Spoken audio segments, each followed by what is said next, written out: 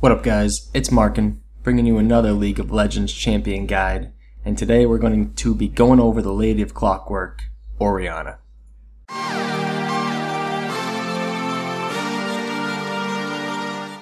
Now, again, Orianna is one of my favorite champs in League of Legends. If you saw my last guide, which was on Zed, linked here, check that out. I said he was one of my favorite champions, which he is, but he's 100% different than Orianna. He is an assassin, roam out of your lane and just destroy people 1v1 on other lanes, and Ori is more of a team fighter. She roams as well, but it's all about supporting your team and making differences in team fights. Now, she's also an incredibly strong laner, so don't let that fool you. But I do love Ori, definitely try her out, and we'll get started here. Let's get into her skills. Now, her passive is called Clockwork Windup. Now, her passive is exceptionally strong. Every time she auto-attacks an enemy, be it a minion, champion, or whatnot, she gets extra bonus magic damage put onto it. So a normal auto-attack, say, does 10 damage. You can get an extra up to 40% bonus magic damage on your auto attacks. What happens is the more you auto attack the exact same target up to 4 seconds in a row, the more each auto attack does in bonus damage. So this will win you tons and tons and tons of trades early game in lane. When you're 1v1 against the other laner, auto attack as much as you can against them, and if you can get consecutive auto attacks in a row on them, do it as much as you can. Her damage is so sneaky, but her passive makes her auto attacks hit so bad. Now we'll start with Orianna's Q first. This is her basic attack. It's command attack. The Q, it's her bread and butter skill. It moves your ball around. Now, when you move your ball around, you can't control it once it's down there. You have to wait for Q to be off of cooldown for you to move your ball again. And with cooldown reduction by end game when you have it maxed out, you're looking at every 2 seconds you can move your ball around. It's fantastic. It's great for farming, harassing, poking. It's exceptional. You can use it for everything. You can use it to scout in bushes if you don't have any wards. If you think somebody's sneaking up on your sides, throw your ball in a bush. It has way more range than you walking in there, and you can see if anybody's in there as well. It's excellent, excellent, excellent. Now, Ori's W is called Command Dissonance. This is her burst damage spell, but also her utility spell. It's fantastic for farming or bursting your opponent. Now, when you're in lane, it's mostly used for the damage.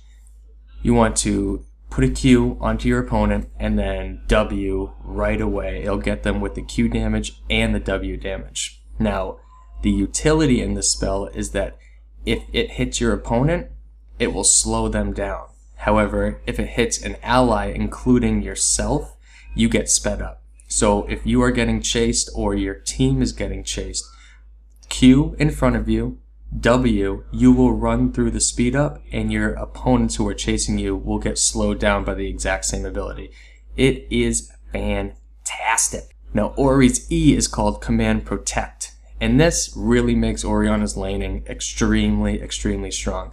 This is a shield that you can cast on yourself or allies on your team.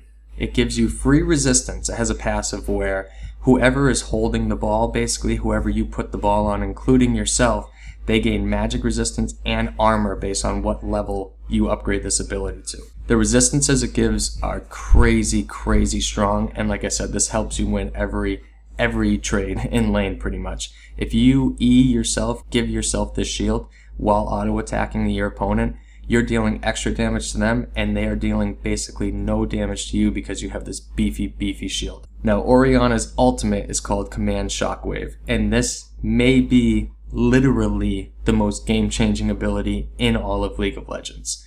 I know a lot of people say that about a lot of different abilities, but this may be the #1 most game-changing ability in League. It can, by itself, single-handedly turn around a team fight or an entire game. What it is basically you Q out to where you need it, or you can E onto one of your initiators. If you have a tank going in strong, an Alistar, something like that, you can E onto them when they rush into the middle of the other team. You use your ultimate, it spins everybody up in the air and brings them all together, stuns them completely, and it does loads and loads and loads of damage. Now, you will see this ability missed so often. A lot of people miss it all the time. You're real itchy to use it, and if you hit it correctly, it changes the entire game for you. If you miss it, then you're probably going to lose the team fight unless your team is extremely far ahead. It's hard to know when to use it, but with more time, you'll see exactly when to use it, how to use it. It just takes time like anything else. So we'll go to the item build now, what I usually build on Ori. In almost every single case, I start with the Doran's Ring. Doran's Ring is fantastic on all AP champs using mana. I mean, it's great. It gives you mana regen and the damage. So I start that in almost every matchup with 2 health pots. Every once in a while, if I'm going up against an AD champ who I know is extremely strong in lane, I'll start Cloth Armor and 5 health pots because that builds right into a Seeker's, which will help me in that matchup specifically, but 99% of the time I start Doran's Ring. After that, in lane, I rush a Chalice. That gives basically everything that Orianna needs in lane and in the game in that one item. Gives you magic resist, but the main thing is it gives you mana regen. If you're throwing your Qs around a lot and you're using your combos for Q, W, you go through a lot of mana. So rushing that Chalice, then turning it into Athene's is really the #1 build on Ori that you see almost everybody using. She just uses a lot of mana, and once you get the Chalice right into the Athenes, you get 100% mana regen, plus it gives you ability power and magic resist. It's fantastic on her. Every once in a while, I'll still rush a Morello's and try and build the Morello's first if I'm not going up against an AP champ or if I just feel like I need extra damage. But the Athenes does give you more mana, and when you're spamming your abilities, you need it. Now after that, I will get my Sork Boots. That's pretty standard on any AP carry now.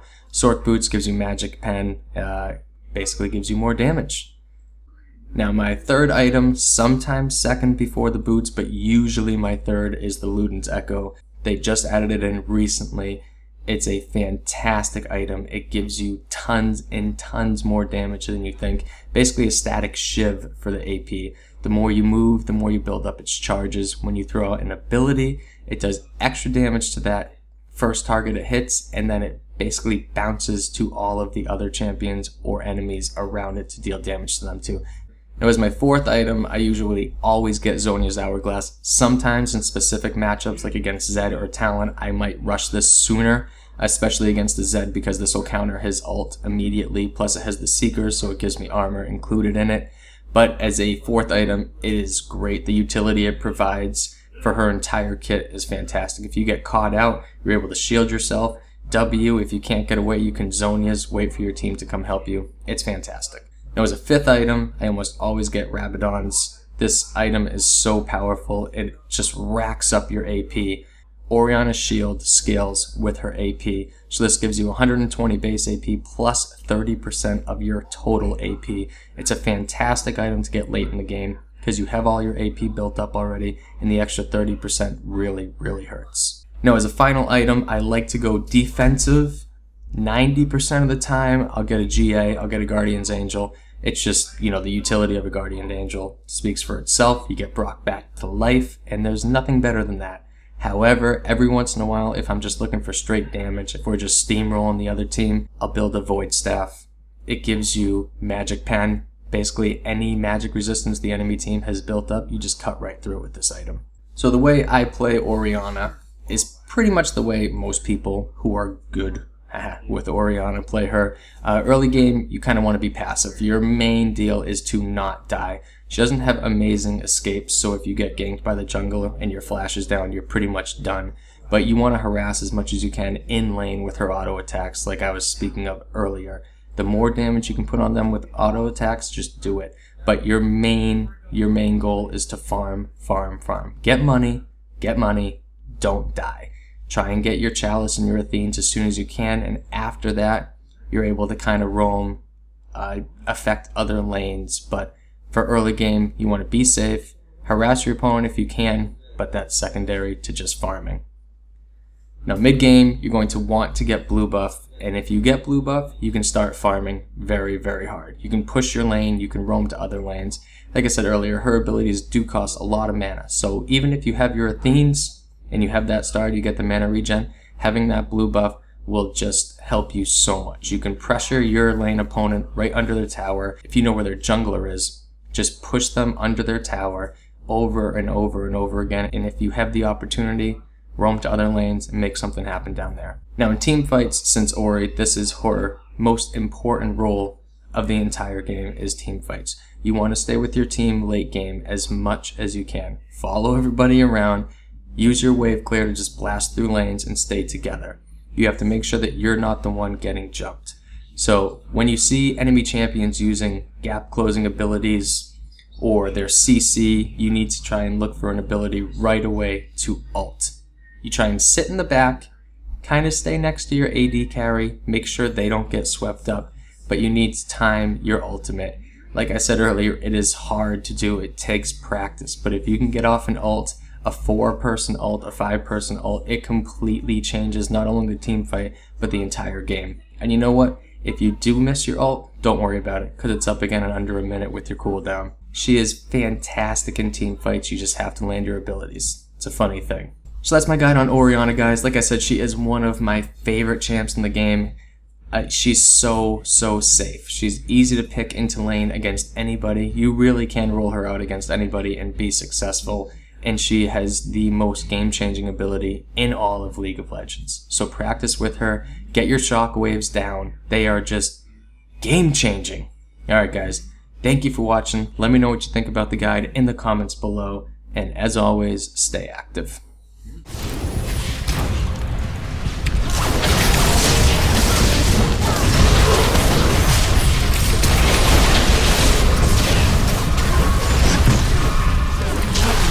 I'm just gonna attack. I mean,